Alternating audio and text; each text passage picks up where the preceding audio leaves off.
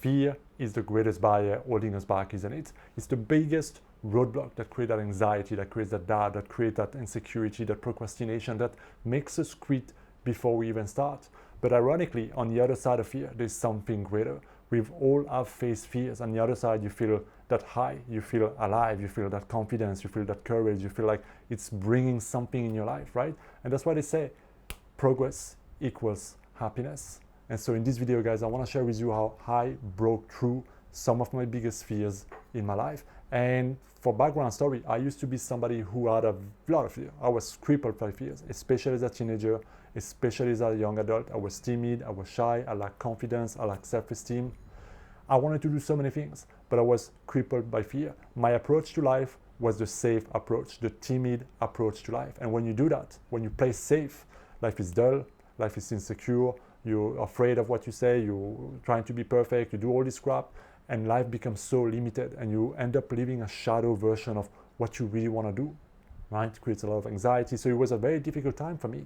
And so I could tell you some of the things, even the simplest things, like I remember I got my driving license, I wanted to drive to a new area and explore, but I was afraid of getting lost. I was afraid of being seen alone and being labeled as a loser, no friend, and things like that.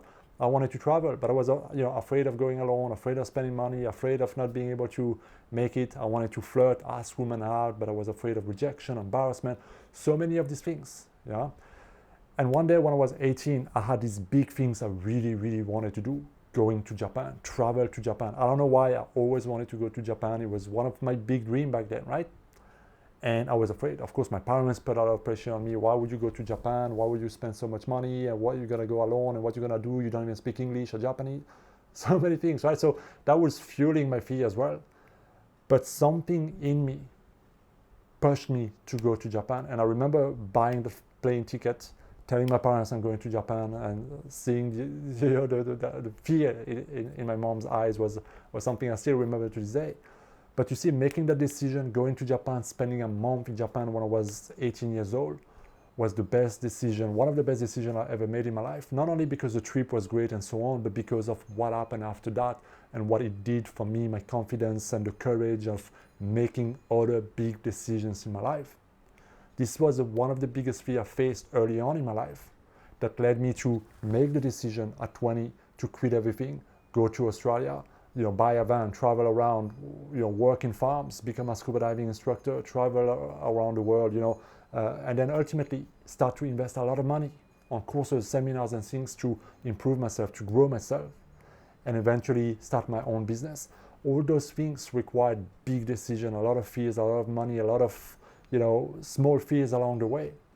And what I started to realize is that I was going through a little process every time I had a big decision to make, every time I had big fears of anxiety of what would happen if I do that decision or not. I realized that I created a process along the way. And this is a process I want to share with you. It's 4 simple steps.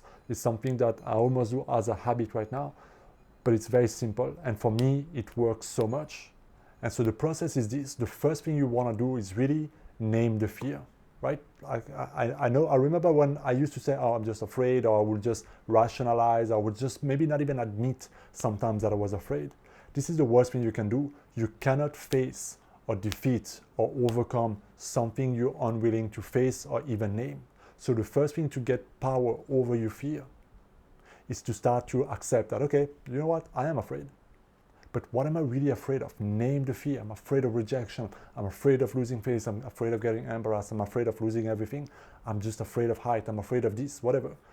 Whatever it is you're concerned with, a decision, a situation, an action you want to take, name the fear. This is the first step to get that power back. And it leads you to the second thing that I invite you to do. You know how your mind likes to create a worst case scenario? You're going to die and this is going to happen. You're going to lose everything. You know what I'm talking about, right? Well, this is exactly what I want you to do. Once you name the fear, take a piece of paper, works very well for me on paper, right? And ask yourself, in this situation, in this context, right, the fear that you're facing, what is the worst thing that could happen? And write it down. When I made the decision, before I made the decision of starting my business, I was a scuba diving instructor, very good lifestyle. I had a good job. It was a great situation. But I knew it wasn't it. I knew I wasn't happy. I knew it wasn't long term, right? And then I had this I wanted to start my own business, helping others, becoming a coach and all of these things. But it's a big step. I had to sell everything. I had to leave. I had to go to another country. I had to restart basically, right? And there was a lot of fear involved. So I asked myself, what's the worst thing that could happen? Well, what if I lose everything? All the money I've saved, the situation. What if I can't find clients? I lose all the money. I'm alone. I'm a failure. I'm an embarrassment. I have to go back to France. I'll go back to my parents, live with my parents, get a shitty job and start all over in a freaking situation I absolutely hate, right? And that was the worst thing that could possibly happen, losing everything, starting over, leaving my parents' home and so on. But again, the moment you write it down, the moment you acknowledge it, if the worst case scenario happens, and we all know that 99.99% of the time it never does, but if it happens, can I handle it? If the worst thing, if those things happen, can I handle it? So in my situation, like, if I completely miserably fail, lose everything, all the money, I have to go back to my parents, ask for help, start over, can I handle it? The answer was yes. Not that I wanted to, not that it would be easy, not that it's something that I would fancy remotely or anything, but yes, if worse came to worse, I could. It might be very, very hard, but I could make it. And so again, once you write down the worst case scenario, you start to gain power over it. Now, here's something that could happen, is that as you start writing things, you start to get a lot of fear, a lot of anxiety. It might bring up a lot of emotion. And if that happens, great. Invite it, feel it, lean into it. What you feel, you heal. One of the greatest ways to start releasing, to start freeing yourself from some of that fear, that build up anxiety or doubt, is to feel it, right? To rebalance your nervous system, stop repressing, pushing it down, simply invite that emotion, write it down and feel all of it. What you're gonna notice is that the fear is gonna go up and then it's gonna subside and give you a sense of relief. In that relief, often you will find a lot of clarity, which brings me to the third step, asking yourself these two powerful questions. And the first thing is this: if the worst case scenario happens, and it's a big if, right? Because we all know that 99.99% of the time it never happens, but if the worst case scenario happens, can I handle it? For me, for example, in the example that I gave you, if the worst case scenario happens, and I lose everything, I have to go back to my parents and, I'm a failure and so on. Could I handle it? Yes. Not that I want to, not that it would be easy, not that it's something I could ever remotely want, but yes, I could handle it even if it was hard. And then the question that comes after that then is it worth doing it then? And this is something that I ask you to ask to your heart, your intuition, to that guiding system in yourself, not to your ego mind that is afraid or whatever, but ask yourself to your core, to your alignment, is it worth doing then, despite the fear, despite the uncertainty, despite not knowing what could may happen? Is it worth doing? And if you get a yes and a yes, there's only one thing left to do. That is step number 4, do it, because fear doesn't disappear with the first 3 steps. Fear only disappears. You only break that fear barrier when you do it. As Ralph Waldo Emerson said, do the thing and you will have the power. But what we do is we wait to get the power, to get the reassurance, to get the validation, to get the certainty that everything's going to work out exactly what we want. You'll never get the certainty. You may get all the odds in your favor, but you'll never get 100% certainty that things will unfold the way you want it. So stop waiting for that certainty. Stop waiting for the fear to disappear. Do it. Do it scared. Do it poorly. Do it the best you can. Do it imperfectly. Do it. On the other side of fear, there's freedom, there's confidence, there's everything that you want. On the other side of fear, there's everything that you want. This is something I really ask you to remember always. It's not that it's going to be easy and so on, but we've all been in situations when you face your fear and then you're like, that was easier than I thought.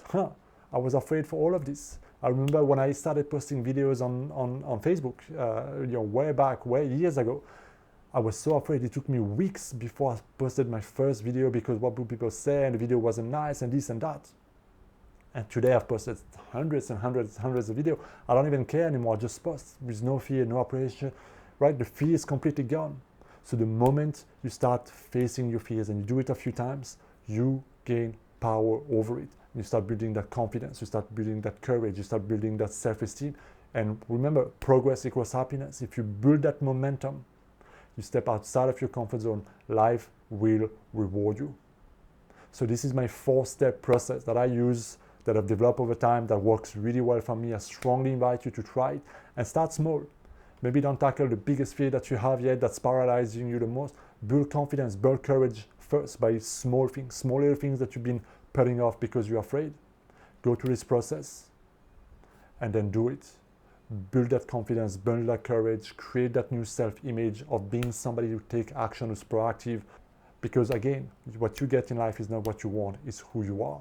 And the version of yourself that's living the life that you want is not afraid of doing the things that it does naturally. So that's it for this video, guys. Let me know what you think down in the comment. As always, hit that subscribe button if you want to see more of this type of video. Be well.